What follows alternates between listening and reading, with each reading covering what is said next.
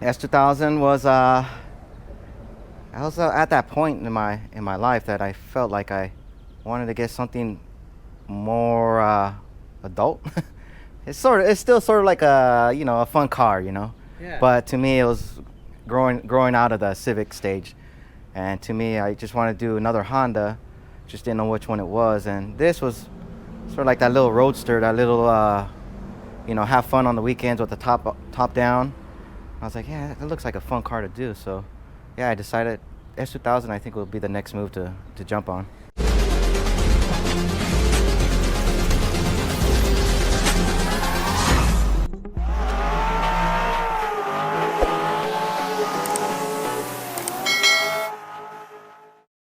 All right, everyone. Welcome back to the Motive Anatomy. Today we have Carlos. Carlos, thank you so much for making the time for us, man. Tell us, what do you drive? Drive a 2008 Honda CR S2000. Nice. All right. Yeah. So Honda S2000, and we'll get into a little hatchback in the garage there. Tell us, when did you pick up the S2000, and why the S2000? S2000 I picked it up over at a BMW dealer. I think it was in Irvine, and I saw it online, and it looked like it kind of been molested a little bit. It has some AP1 wheels on it, but everything else seemed to be there. I went to go check it out, and it was clean. I mean, I think it had about 13,000 miles on it. Okay. This was back in 2010, Oh, and it's wow. a 2008 model. So somewhat new, and Yeah. had it for a long time. Yeah, somebody put some time into it a little bit. So the S2000 is a more mature side. So take us back Uh-huh. to the young Carlos, the young EK hatch kind of dude, the fun one, I guess, the young one. Yeah. How did that started, and what is it that you were building at the time? Started like even before I bought that car. That little hatchback is a 97, which is brand new. I graduated high school in 97, so I bought it brand new off the lot. That's crazy. Yeah, DX model. Then I put some R&Rs on it, Tokiko Blues, slammed it. SIR chin spoiler, which I think they sold in the US at the time, which nobody really knew at the time. And then just kind of left it at that for the longest time. And at the time, I just wanted to build a Civic, a little hatchback, because my brother, he had a 92 hatchback. And I've always kind of liked it, but I didn't want to buy an older car. I wanted to buy the newer car at the time. And man, when I saw the EK, I was like, man, those are hideous. Why did they make the facelift like that? The tail lights was just terrible, and I just didn't understand it. Yeah, I just didn't understand it, but I saw one slammed, and it totally changed my whole look of it. I was like, wow, these things actually look good. So now let's fast forward back to the S2000. You pick up the S2000. What was your vision for it? I always felt whatever car you get, make sure it's top of the line model. Went same thing with the DX of my hatchback. There's only CX and DX. I got DX. I didn't see the difference between CX and DX, but it was the highest model. Got that. S2000, they didn't really have any models at the time, but then they made that limited edition CR model. I was like, all right, well, everyone wants to copy the best top of the line model. ITR, CTR, SIR, CR. So instead of buying just a basic S2000, just go with the CR, so you don't really have to add that much more to it. And that's how I always seen it. You buy the car that you don't have to hardly do anything to it, and it makes it a lot more easier to build. So yeah, the CR was the top of the line at that time, and limited edition. They retain their value, even though I've done some work to it that might have. That's exactly what I was thinking. That might have changed that vision, but it was my vision, and that's what I wanted. So there you go. All right, Carlos. So tell us, what have we got going on in the front end? Got a ASM rep. Yep, it's a rep. ASM rep front bumper. Bought the bumper with a lip that already came with it, so it had a nice fitment to it, but it was painted to match the bumper. I later lost the lip in the rain. What? So I had to source me another lip, and instead of buying a fiberglass lip, I said, I think I'm just going to go with the carbon fiber lip. So I asked my buddy if he can source me the carbon fiber lip for this front end, and he did. Doesn't fit as good as the one that came with the bumper, but it's pretty different, pretty nice, and I like it. It's good enough for now. When I had it like that, I had it on S2K spec MF10s. These are NSX specs. I still got the S2K specs in the garage, but I had it on white S2K spec MF10s, then later painted to silver, and then I had everything just CR. You know, front bumper was CR and everything else. Nothing was cut up at the time. And then later on, I got in an accident, and I had to cut the rear. Well, I decided to cut the rear. I had to cut. I decided to cut the rear because I knew the direction I was going to go. And then eventually when I painted the entire car is when I did the whole cutting the fenders and doing the color change and everything else like that. Cool. Okay. So what kind of fender flares are they? These are the Voltex over fenders, and the ones for the fronts were Voltex, the Voltex bumper specific. So that means they had an extra dimple in it, a little bit longer. And I took it to my painter guy because at the time I couldn't get the one that was just for the stock bumper with a single dimple. I told my painter guy about this, the second dimple, if he can fix that. He says, yeah, I can fix that. So he smoothed it out to now it looks normal and only has a single dimple on it, as it should. But it has a little bit longer extension. And people always ask, how come you have that longer extension? I said, oh, these were the original Voltex specific over fenders for the Voltex front bumper. Ain't that crazy? A little bit of history for you guys. So tell us a little about the suspension. Suspension is just Tanes. I think it's Tanes Super Streets. I think it's in there. Nothing crazy. I mean, I want to put some nicer suspension in there, being that it's a CR. But I kind of daily drove it for a long time, and for the moment, it's good for now. You know, it does the job. Perfect. Tell us about brakes. Brakes, I didn't really do much other than the fronts. I did the spoon calipers, and 80, is it the 86, 88 rotors, I believe it is, that are on there. Put a spacer on there because of the over fenders. So basically, the body, the front fenders have downforce fenders, which gives you, I forget how much, but gives you a wider front end.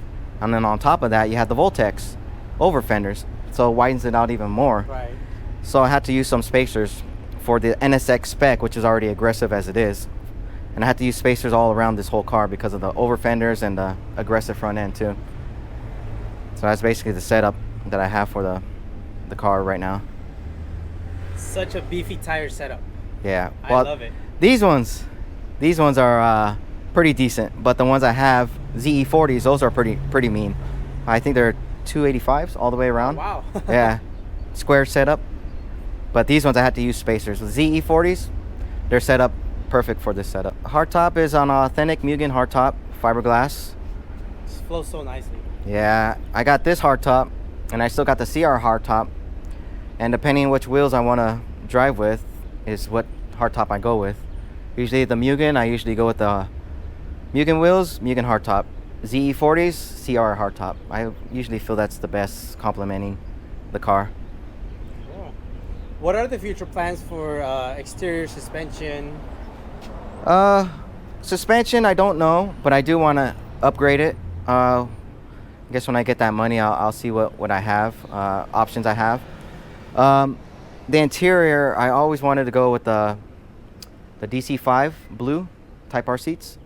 And I know they fit in the S2000 using, I forget what brackets. I had to ask around, but I always wanted to do those DC5 blue Recaros in this car. Maybe the passenger, the DC5, and maybe the driver, some type of Recaro bucket matching Nice. it. And I always kind of liked that look too.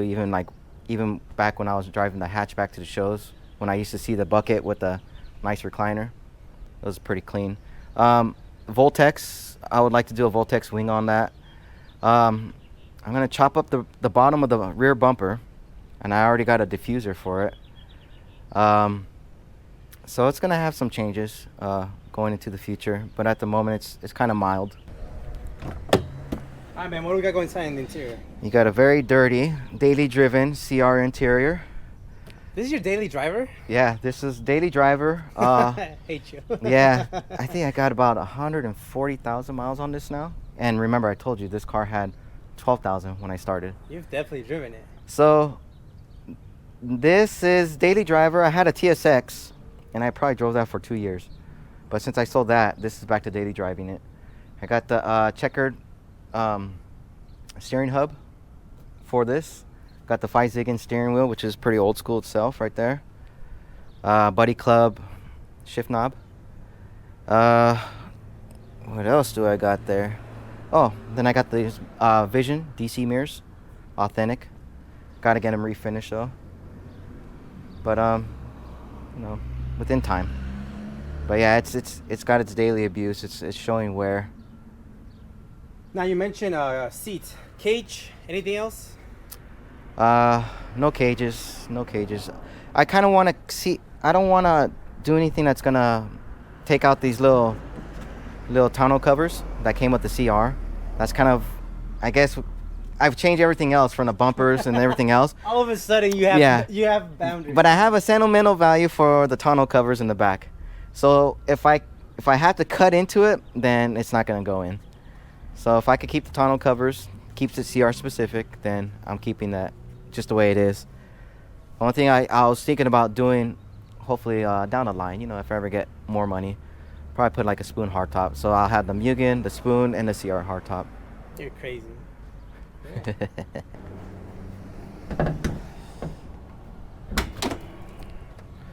Should have cleaned that up too. Fine. All right. I love it. So tell us, what do we got going on?